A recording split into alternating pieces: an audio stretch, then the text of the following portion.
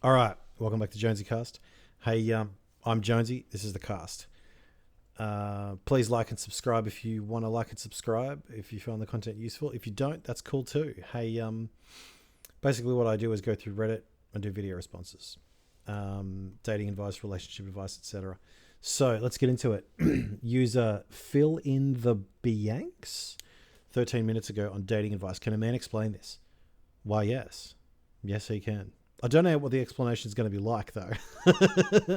Satisfying or terrible. So I've been in a friends with benefits or fuck buddy with this guy for almost 5 months. He's actually my first body. I don't know what you mean by body, but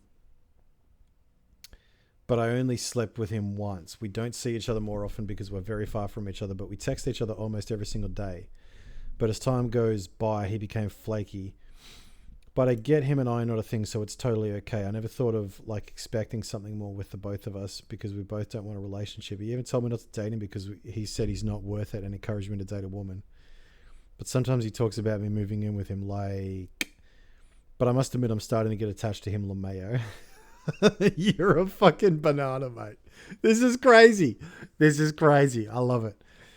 And just recently he confessed that he would want to date me and that he see more of me, but now he ain't talking to me. Can a man explain why they do this? Thank you. All right, so it's not just specific to men.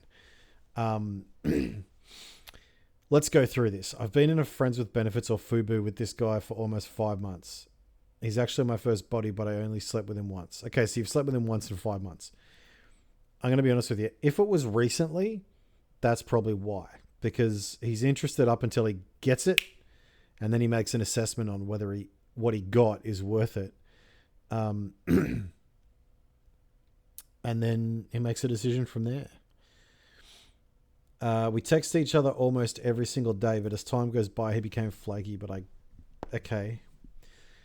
Yeah, I never thought of like expecting something more within the both of us, because we both don't want a relationship. So here's the problem. You've said a couple of things. You've said, I get him and I are a thing, so it's totally okay. Then you've said, but I must admit I'm starting to get attached to him. He said, he told you not to date him because he said he's not worth it and encouraged me to date a woman.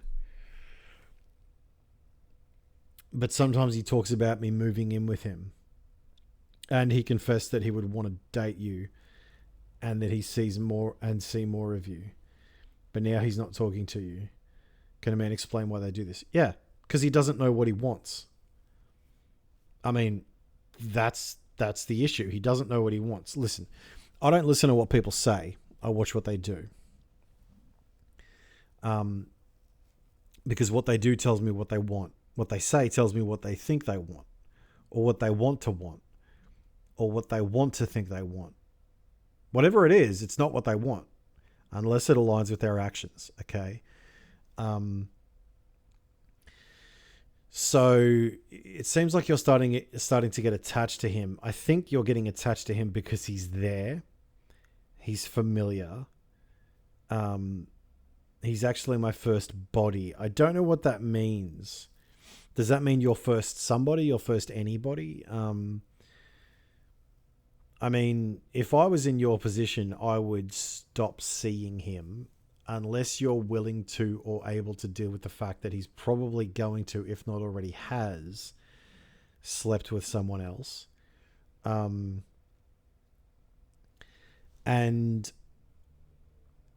because, look, here's where you're at. You're in a relationship that doesn't have any grounds. It doesn't have any promises. It doesn't have any commitments. So it doesn't matter what happens. You can't complain, right? That's not a good position to be in. Now, if that's what you want, because freedom versus security, that's what you got to think about. The reason people like marriage is because it provides security. It doesn't provide freedom, but that's not what they're after. They're after security, and security is what you need to develop a family. It's what you need to develop yourself. It's what you need to develop your identity. That's what you need to, like, you can be free in a sense. Like, there's a difference between knowing many women widely and one woman deeply, or many men widely or one man deeply. And the reason people get into strictly monogamous relationships is so that they can know someone deeply and be known deeply. Okay. I've slept with a lot of women and not a single one of them, maybe a couple, sorry, knew me deeply, like really deeply. You know, there were one night stands, there were just months long relationships. There was a couple there for a year or two, but the woman I'm with now knows me deeply, and it is so much more fulfilling like there was something that I heard that was, it's a good thing to be, for a man, it's a good thing to be in the presence of a woman with whom you can be exhilarated, but it's even better to be in the presence of a woman with whom you can relax. Okay. My woman knows me inside out, upside down, right?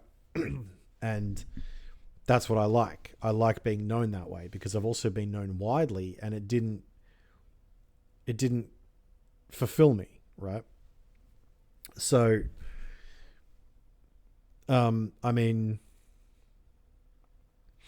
can a man explain why they do this? I don't know about men, because every man has a different reason, but I could tell you why he's doing this. It's probably because he doesn't know what he wants. He doesn't know if it's you. He doesn't want to take on the responsibility of supporting you emotionally and having himself be supported emotionally. But he wants the good parts and not the bad. And I don't really have time for that. I mean, it's okay, but after a while it gets old, you know. And the problem is you've got both of you saying contradictory things, which means you both don't know what you want. So look, if I was in your position, I would do a couple of things. Number one, write down what you want in a relationship. Write down what you don't want in a relationship. Okay, let's just start with that. And if I was in your position, I would write it down so that when you make a decision with either this guy or another guy, or another girl, you can compare that person to the list of your desires that you wrote down, defined by you, not by me, right? He seems flaky. I mean, some people are flaky and some people aren't, and some people aren't flaky and then they are, and some are and then they're not, right? Ghosting is a very common thing in today's society because, like, I've ghosted a couple of women. I've been ghosted a few times. I mean, you kind of got to, you know, today's world is a very lonely world in terms of dating and relationships. You know, nobody wants to put themselves at risk. Nobody wants to love. The problem is love takes risk and love takes pain. Love is pain. Or, you know, pain is not love, but love is pain, right? And so nobody wants to experience pain. Nobody wants to put themselves and their ego and their body and their heart and their soul at risk anymore. And so this is what this guy's going through. And it could also be the fact that you're not the girl for him. He's not the guy for you. I mean, if you were a girl, it doesn't matter. Like, you're not the human for him. And so if I was you, I would decide what you want, and then I would act accordingly, you know. But you have to sit down with yourself and talk to your friends, talk to your family if you've got them there available, about what it means to be you and the best path forward. Talk to someone with wisdom and your best interests at heart. That's what I would do. Someone that has your best interests at heart and isn't an idiot. Talk to them about it. And then this guy over here won't even matter.